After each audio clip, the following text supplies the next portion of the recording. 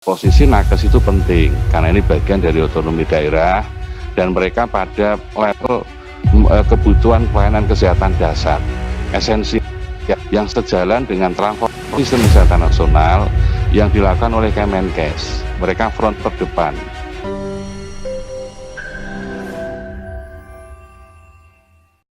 Assalamualaikum warahmatullahi wabarakatuh.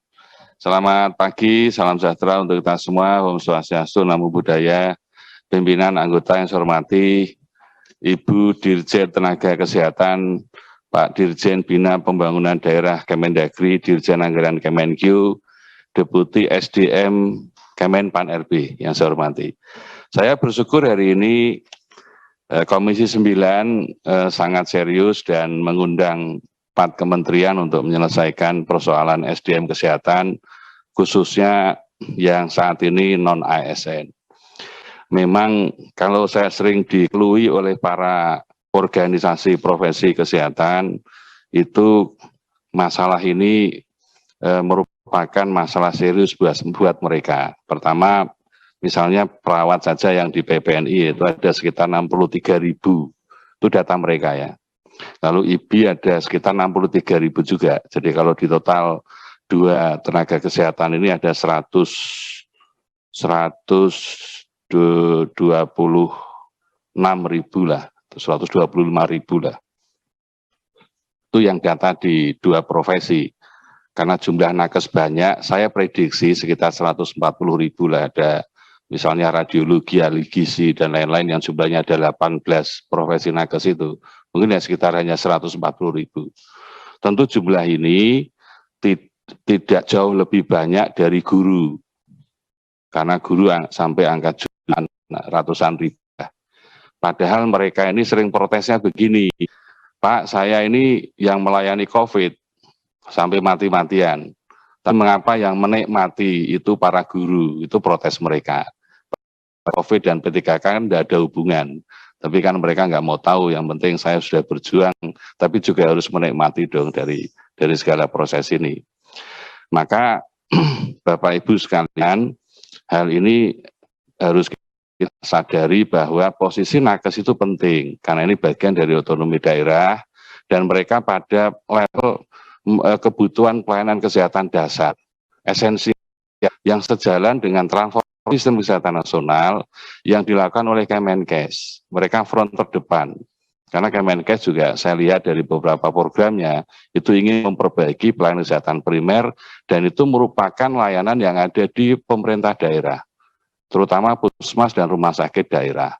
Maka posisi mereka sebetulnya sangat strategis dan esensial dalam konteks layanan kesehatan pada masyarakat. Ini yang harus digarisbawahi pada rapat hari ini. Nah, kemudian tentu sebagian besar mereka ada di pemerintah daerah. Setuju itu pernyataan dari Pak Dirjen itu. Karena memang sejak PP 48 2015, Pemda kan dilarang mengangkat honorer.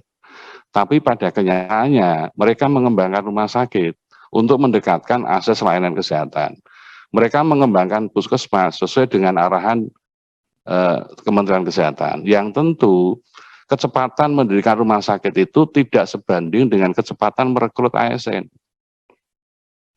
Ini persoalan di daerah, sehingga mereka mengambil pintas agar bisa melayani masyarakat, mereka mengambil non-ASN. Jadi faktanya itu ada, meskipun sudah ada larangan. Nah, oleh karena itu, Bapak Ibu sekalian, ini merupakan hal yang penting. Nah, dari berbagai pertemuan, memang perbedaan antara guru dan nakes, meskipun ini sama-sama posisinya strategis dan sama-sama dibutuhkan. Guru itu database nasionalnya sudah ada di Kemendikbud, dapodiknya guru itu sudah ready, sehingga Kemenpan itu tinggal mengambil data dari dapodik guru, sehingga bisa mengusulkan kebutuhan guru, lalu mereka tinggal berkoordinasi dengan Kemendagri dan Kemenkyu. Sementara data nakes ini belum. Saya memberi apresiasi Bu Dirjen yang baru ini mengambil langkah cepat, segera melakukan pendataan. Jadi apresiasi pada Kemenkes yang sudah berinisiasi untuk melakukan pendataan. Ini saya clear ini, sehingga tentu kita semua berharap data yang dari Kemenkes yang tentu berkoordinasi dengan Kemendagri dan Bupati Wali Kota se-Indonesia menjadi dasar untuk menghitung formasi. Lalu dari sisi kuota, Menpan dari beberapa sounding, memang saya setuju dengan Pak Dirjen bahwa berapapun data karena ini esensial, menurut saya perlu diprioritaskan. Dan Menpan sudah oke terhadap formasi ini. Nah, hanya persoalannya karena mereka sudah mengabdi lama, ada yang masa kerjanya sudah lama, ada yang umurnya 35 tahun, samalah dengan guru. Maka kalau kemudian sistem seleksi dilakukan secara reguler, bakalan kalah mereka itu tua-tua. Apalagi dengan sistem sekarang dengan anak-anak muda gaptek semua, ini pasti itu kalah. Kalau nggak ada afirmasi, tidak ada pertimbangan khusus, ya nggak mungkin. Maka berharap juga yang nakes honorer ini masuk dalam sistem seleksi afirmasi seperti yang dilakukan oleh para guru. Nah, ini saya berharap Kemenkes menjadi leading sektor yang mengelola afirmasi ini sehingga tidak di Menpan, dan saya kira Menpan oke itu sama dengan Kemendikbud mengelola guru honorer. Nah, saya beri apresiasi pada pembiayaan. Jadi Pak Dirjen Kemenkeu, saya pikir ini tenaga fungsional esensial yang nggak ada keraguan sedikit pun kalau memang sudah sesuai dengan analisis beban kerja dan jabatan. Jadi ini tenaga-tenaga yang Bapak Ibu cermati di puskesmas itu, sebagian yang dilakukan di puskesmas itu yang bekerja honorer. Betul nggak ini? Benar ya? Yang bekerja itu honorer. Yang menikmati PNS. Ini penting. Bahkan beberapa yang wafat itu besar honorer. Dulu di rumah saya kredit ditolak pemakaman pada saat awal itu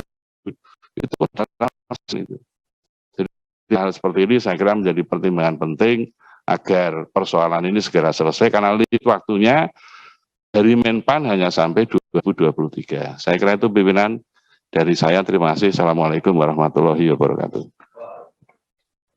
Terima kasih Pak Edi.